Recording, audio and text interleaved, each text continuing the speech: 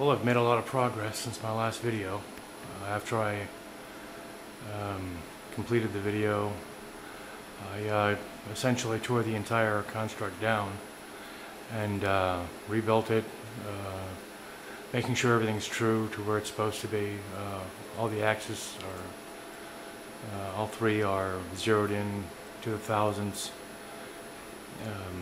I made some changes to, if you remember in the last video, this axis was actually this high. It's shortened. I milled the plate down to close this gap. It really didn't need to be there. And it's mounted directly to the plate and not with an accessory plate. So it's just tighter. And down here, this is trimmed flush with the bearing block now, and I trimmed this out. I cleaned it up a little bit. Doesn't need to be there. That extra steel.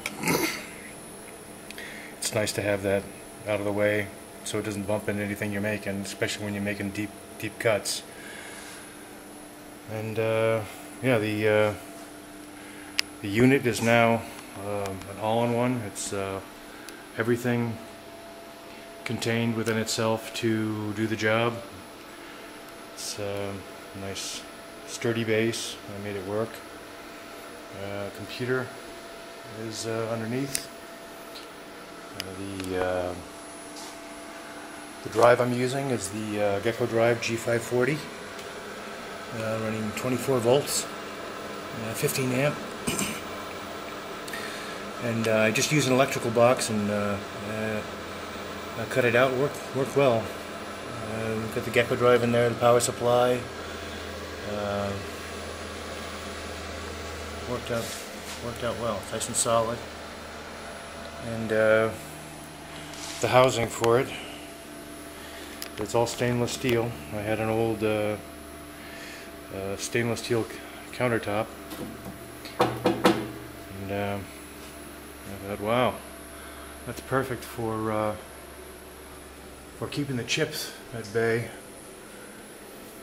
and keeping it clean, because eventually I'm going to be using fluid, cutting fluid to cool the bit and keep the chips away from the project.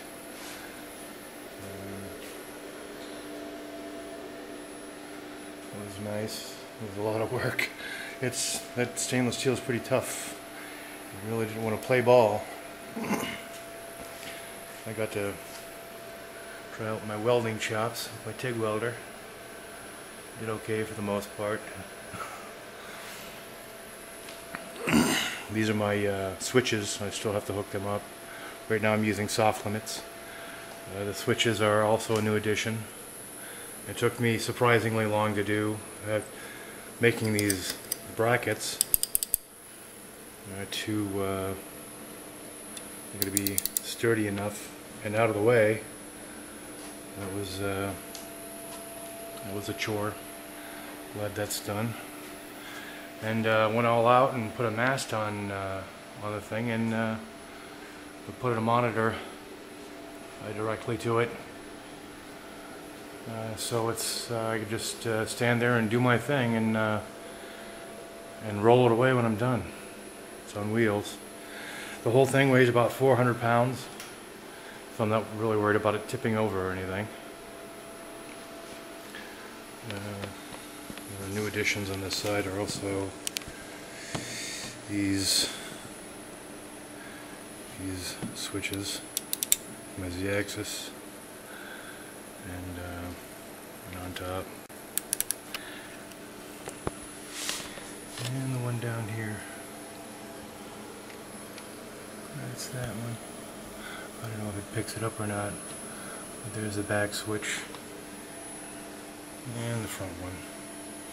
This is just good security that if your machine goes crazy or if something's wrong, it won't destroy itself.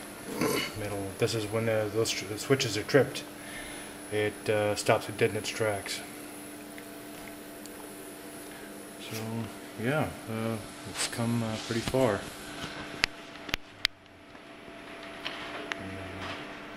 Running, of course, Mach 3, like most people. The last video didn't have any sound, so I figured I'd give it a dry run to actually hear and see how it moves.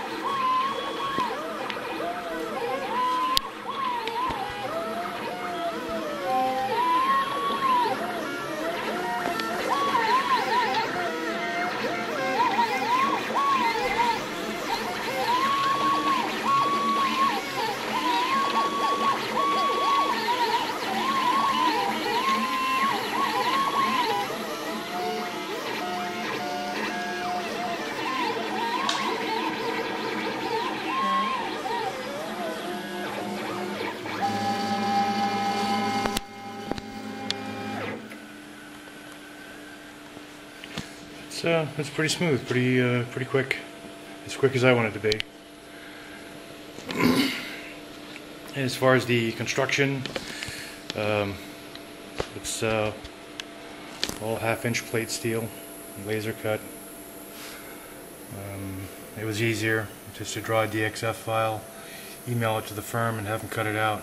It's because yeah, cutting half-inch plate isn't easy, so that alleviated a lot of the work for me. All my bearing rails are Thompson, USA made, half-inch.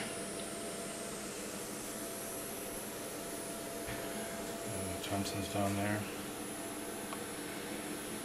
and they're all supported rails.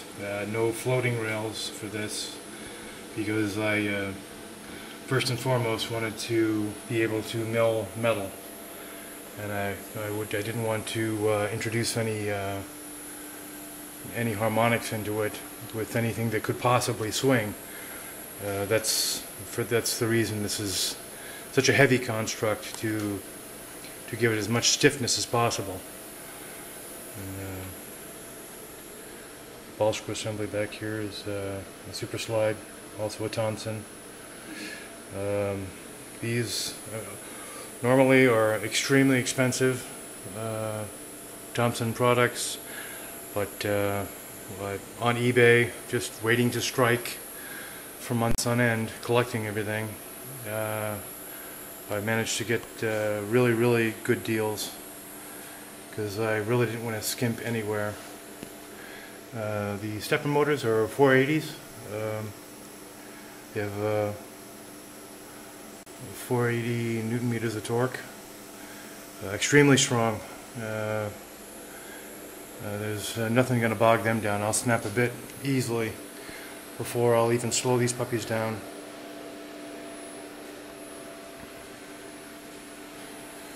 And, for those who are curious, these are Kalig steppers. Maybe I can get that to focus. I'm very pleased with them.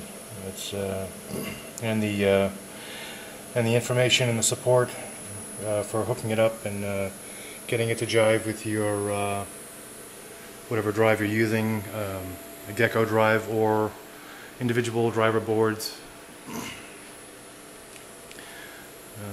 Cleaned up all the wiring with hosing, that everything's really protected well.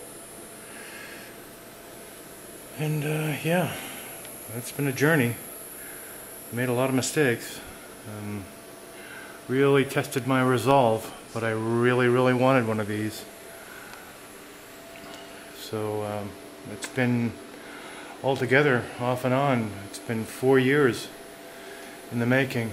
So I'm pretty excited that it's finally done. The things that I still need to complete are obviously the soft limit wiring back here, or not the soft limit wiring, the switch wiring, the limits and all these the seams need to be sealed up with silicone that it's watertight, and then a drain hole, possibly here. I haven't decided yet where, and that drain hole will go to a reservoir all the way at the bottom with a sump pump that pumps the fluid up and sprays it on the part to be cut, keeping everything nice and clean with a filter, a drop-in filter, wherever the drain is. And that's about it. After that, I'll be designing my first parts. I'm already on a pet project that I've been playing with for a while. It's pretty groovy. It's just an idea right now. As I go on and as I start cutting, I'll make videos for people that are curious, because that's how I did it. I mean, if it wasn't for the enterprising self-building CNCers out there, I wouldn't have been able to do this. To them, I owe them all the thanks in the world. They really got me started and kept me going on this. These guys posting their videos and explaining what they went through. So yeah, I'm definitely on my way, and I look forward to it. And again, I'll post videos as I go along. For those that are interested, feel free to click. All right, thanks for watching.